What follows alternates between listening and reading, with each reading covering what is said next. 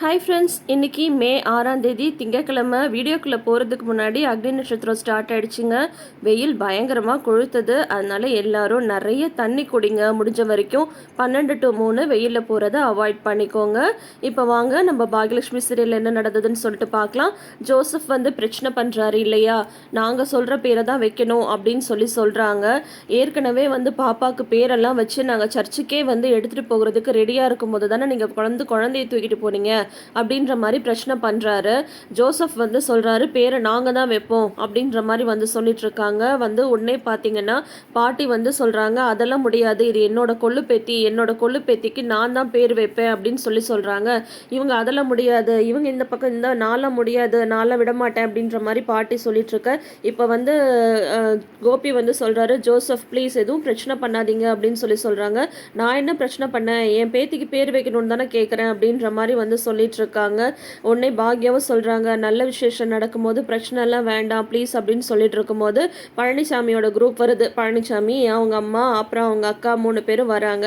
Madam அப்படின்னு சொல்கிறாங்க. உடனே இவங்களும் வாங்க வாங்க அப்படின்ற மாதிரி சொல்கிறாங்க. விசேஷத்தில் வாழை மரம் தான் கட்டுவாங்க, இது என்ன பனைமரம் வருது அப்படின்றாரு கோபி.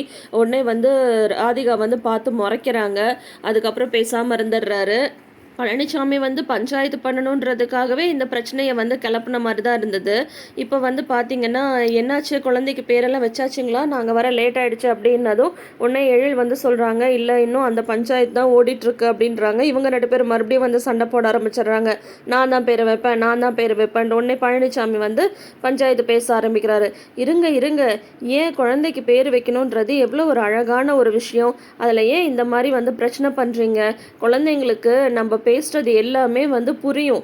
அவங்க அப்புறம் அந்த பாப்பா வளர்ந்து பெருசானதுக்கப்புறம் என்னது இது, நம்ம பேர் வைக்கிற விசேஷத்துலேயே இவ்வளோ பெரிய பிரச்சனை பண்ணியிருக்காங்களேன்னு அந்த பாப்பா நினைக்காதா?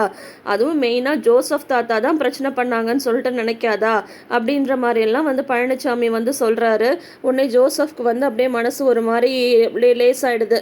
இப்போ என்ன, அம்மா தான் பேர் வைக்கட்டுமே, அம்மா சொல்கிற பேர் பிடிக்குதான்னு பார்ப்போம், அப்படி இல்லைன்னா மாற்றிக்கிட்டா போச்சு, பேரு தானே, பேருக்கா பஞ்சம் அப்படின்ற மாதிரி பழனிசாமி சொல்கிறாங்க.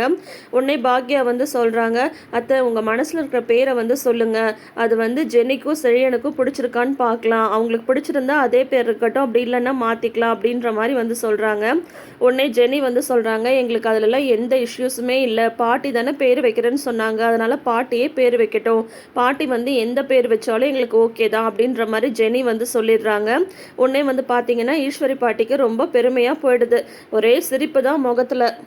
ஜெனி இந்த மாதிரி சொல்லவும் ஜோசப்க்கு மறுபடியும் அப்படியே கோவம் வந்துடுது. உடனே பழனிசாமி சொல்கிறாரு, நான் சொல்லணுன்னே நினச்சிட்டு இருந்தேங்க, எவ்வளோ அழகாக பொண்ணும் வளர்த்துருக்கீங்க, இந்த மாதிரி புகுந்த வீட்டில் பெரியவங்களுக்கு மரியாதை கொடுத்து பெரியவங்க என்ன சொன்னாலும் ஓகே தான் அப்படின்ற மாதிரி சொல்கிற பொண்ணெல்லாம் இந்த காலத்தில் எங்கே கிடைக்குது, அருமையான வளர்ப்பு போங்க அப்படின்னு சொன்னதும் உடனே அவர் சிரிச்சிடுறாரு ஜோசப்.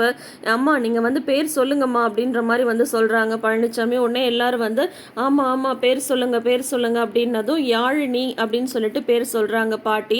உடனே யாழினின்ற பேர் எல்லாருக்குமே பிடிச்சிடுது. ஏன்னா இது 2 பக்கமே, அதாவது ஹிந்து பேரும் இல்லாமல் கிறிஸ்டியன் பேரும் இல்லாமல் காமனான ஒரு பேராக தான் பாட்டி யோசிச்சிருக்காங்க.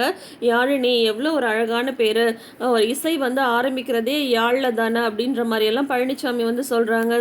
சரி குழந்தை காதில் பேரை சொல்லுங்க அப்படின்ற மாதிரி தாத்தா சொல்லவும் உடனே செழியன் சொல்கிறாங்க, தாத்தா ஃபஸ்ட்டு நீங்களும் பாட்டியுமே சொல்லுங்க அப்படின்னு சொல்கிறாங்க. உடனே தாத்தா பாட்டி சொல்கிறாங்க.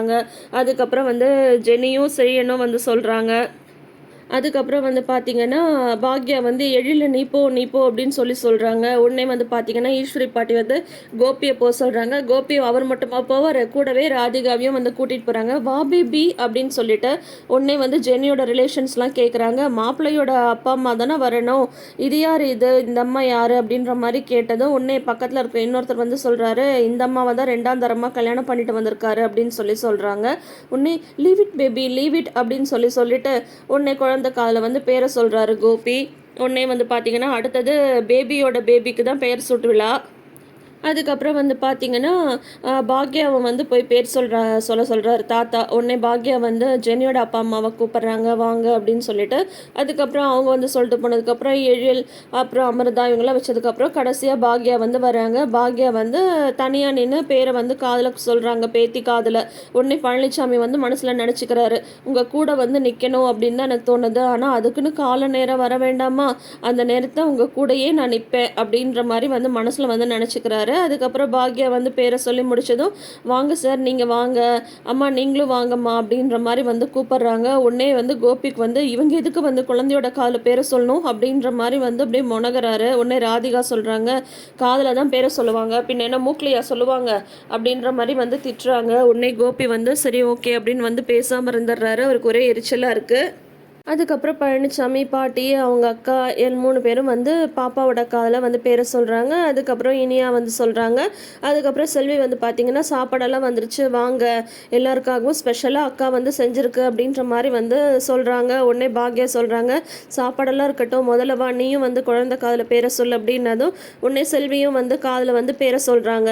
இதில் வேறு பார்த்தீங்கன்னா, ஒரு தடவை பழனிசாமி வந்து பாக்யாவோட முகத்தையே பார்த்துட்ருக்காங்க. பாக்யாவும் அதை வந்து கவனிச்சிடுறாங்க.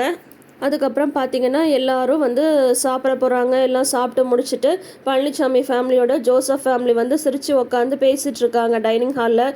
இங்கே வெளியில் வந்து கோபி, ராதிகா, தாத்தா, பாட்டி, அப்புறம் செழியன் இவங்கெல்லாம் உட்காந்துட்ருக்காங்க. அப்போ வந்து பார்த்திங்கன்னா இவங்களும் எல்லாம் சாப்பாடெல்லாம் நல்லா இருந்தது, அதே உப்பு, காரம், மஞ்சத்தூள் தான், ஆனால் பாக்யா சமைச்சா மட்டும் எப்படி இவ்வளோ டேஸ்ட்டாக இருக்குன்னு தெரில அப்படின்னு சொல்லிட்டு பாட்டி வந்து சொல்லிட்டுருக்காங்க. உடனே தாத்தா வந்து சொல்கிறாங்க, அதெல்லாம் சமைக்கிறதுக்குன்னு ஒரு மனசு வேணும், அந்த விருப்பத்தோட பாசத்தோடு சமைக்கும் போது எல்லாமே இப்படி தான் ருசியாகும் அப்படின்ற மாதிரி வந்து தாத்தா சொல்கிறாரு. கோபிக்கு பார்த்தீங்கன்னா கண்ணு ஃபுல்லாக இந்த பழனிசாமி ஃபேமிலி கூட இந்த ஜோசப் ஃபேமிலி வந்து பழகிட்டு இருக்காங்க இல்லையா, அதையே வந்து பார்த்துட்ருக்காங்க. உடனே வந்து அப்பப்போ ராதிகாட்ட வேற பேபி ஆர் யூ ஓகே அப்படின்ற மாதிரி வந்து கேட்குறாங்க. உடனே ராதிகா வந்து எழுந்து நான் மாடிக்கு போகிறேன் அப்படின்னு சொல்லிட்டு எழுந்து போகிறாங்க. உடனே அவங்களுக்கு வந்து லைட்டாக கால் தடிக்கிடுது. ஐயோ பேபி பார்த்து பார்த்து பேபி அப்படின்னு சொல்கிறாங்க. உடனே அங்கே இருக்கிறவங்க எல்லாம் திரும்பி பார்க்குறாங்க. உடனே தாத்தா வந்து இதெல்லாம் ரொம்ப தேவைதான் அப்படின்ற மாதிரி வந்து தாத்தா வந்து திட்டுறாரு. உடனே பாக்யாவும் பிடிக்கலான்னா போகிறாங்க. அதுக்குள்ளார கோபி வந்து பிடிச்சிடுறாங்க. பார்த்து பேபி, பேபிக்கு ஏதாவது ஆகிட போகுது அப்படின்னு சொல்கிறாங்க. உடனே என்னது இது இப்படி சொல்கிறான் அப்படின்ற மாதிரி வந்து பாட்டி, தாத்தா எல்லாரும் யோசிக்கிறாங்க. இந்த பக்கம் உள்ளே இருக்கிறவங்க எல்லாருமே வந்து கவனிச்சிடுறாங்க கோபி வந்து பேபின்னு கூப்பிட்டது. அதுக்கப்புறம் பார்த்தீங்கன்னா ஃபங்க்ஷன் முடிஞ்சு ஜோசப் அவங்க ஃபேமிலி எல்லாருமே வந்து கிளம்புறாங்க. பாப்பாவெல்லாம் கொஞ்சிட்டு டாட்டா பாபாய் சொல்லிட்டு கிளம்புறாங்க. இந்த பக்கம் வந்து பழனிசாமி வந்து கிளம்ப போகிறாரு. அப்போ வந்து பார்த்தீங்கன்னா வந்து பழனிசாமி சொல்கிறாரு, இன்றைக்கி சமையல்லாம் ரொம்ப பிரமாதமாக இருந்ததுங்க, நீங்கள் எதுவும் தப்பாக நினச்சிக்கலன்னா அதெல்லாம் கொஞ்சம் கொஞ்சம் போட்டு கொடுக்குறீங்களா அப்படின்ற மாதிரி வந்து கேட்குறாரு பழனிசாமி. உடனே செல்வி வாய் சும்மா இருக்குமா, அண்ணன் நீங்கள் வேறு அதெல்லாம் உங்களுக்காக அக்கா ஸ்பெஷலாக தனியாக எடுத்து வச்சுருக்கு, எல்லாமே பேக் பண்ணி வச்சுருக்கு அப்படின்னு சொல்கிறாங்க. என்னக்கா எல்லாத்தையும் பேக் பண்ணி வச்சுட்டு கொடுக்கறதுக்கு மறந்துட்டேன், இந்தாங்கண்ணே அக்கா ஸ்பெஷலாக உங்களுக்காக எடுத்து வச்சதுன்னு சொல்லிட்டு அதை அழுத்தி அழுத்தி அத்தனை தடவை சொல்கிறாங்க செல்வி. அதுக்கப்புறம் இவங்க ஃபேமிலியும் எல்லாருமே வந்து கிளம்பிடுறாங்க. பாட்டி வந்து ஒரு ரிலேஷன் வந்து ஃபங்க்ஷனுக்கு வரலன்ட்டு அவங்கக்கிட்ட வந்து ஃபோனில் பேசிகிட்டு இருக்காங்க. நீ இல்லாதது தான் அப்படின்ற மாதிரிலாம் சொல்லிட்டு இருக்காங்க. உடனே வந்து பார்த்திங்கன்னா கோபி வந்து வராரு. அம்மா உங்களுக்கு இப்போ இங்கே எதுவும் வேலைலாம் எதுவும் இல்லையே, உங்கள் கூட நான் வந்து பேசலாமா, ஃபங்க்ஷன்லாம் நல்லபடியாக முடிஞ்சதா அப்படின்னு கேட்குறாங்க. எல்லாமே நல்லா தான் முடிஞ்சது, ஆனால் நீ பேபின்னு கூப்பிட்டதை தவிர ஏண்டா உனக்கு அறிவு இருக்கா, அத்தனை பேர் முன்னாடி அப்படிதான் பேபின்னு கூப்பிடுவியா, எல்லாரும் வந்து பார்க்குறாங்கல்ல, அறிவில்லை உனக்கு அப்படின்னு சொல்லிட்டு திட்டுறாங்க பாட்டி. ஐயோ சாரிம்மா இனிமேல் வந்து சத்தியமாக நான் அவளை பேபின்னு கூப்பிடவே மாட்டேன் அப்படின்னு சொல்கிறாங்க. உங்கள் கூட நான் கொஞ்சம் பேசணும், நம்ம 2 பேரும் கொஞ்சம் வெளியில் போகலாமா அப்படின்னதும் எங்கே அப்படின்றாங்க. இல்லை கொஞ்சம் வாங்கலை அப்படின்னு சொல்லிட்டு காரில் வந்து கூட்டிகிட்டு போகிறாங்க.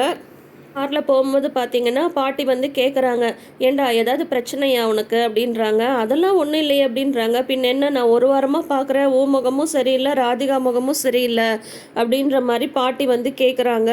அதோட இன்றைக்கி எபிசோடை வந்து முடிச்சிருக்காங்க. இப்போ நாளைக்கு வந்து பார்த்தீங்கன்னா கோபி வந்து விஷயத்தை வந்து சொல்லிடுவார். ஆல்ரெடி ப்ரமோவும் ரிலீஸ் பண்ணிட்டாங்க.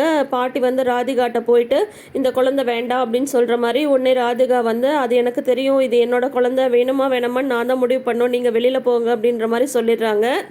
முதல்ல இவங்க தான் வீட்டை விட்டு வெளியில் போகணும், பார்க்கலாம் என்ன நடக்க போகுதுன்னு சொல்லிட்டு. தொடர்ந்து வீடியோஸ்க்கு நம்ம சேனலை இப்போயே சப்ஸ்கிரைப் பண்ணி வச்சுக்கோங்க. பக்கத்தில் இருக்கிற நோட்டிஃபிகேஷன் பெல் ஐக்கான்லேயும் ஆல் சிம்பிள் கிளிக் பண்ணிக்கோங்க. கூடவே இந்த ப்ரிவ்யூ பற்றின உங்களோட கருத்துக்களை மறக்காமல் ஷேர் பண்ணுங்கள். இந்த வீடியோ உங்களுக்கு பிடிச்சிருந்ததுன்னா உங்கள் ஃப்ரெண்ட்ஸ் அண்ட் ஃபேமிலிக்கு இந்த லிங்க்கை வந்து ஷேர் பண்ணி விடுங்க. தேங்க்யூ.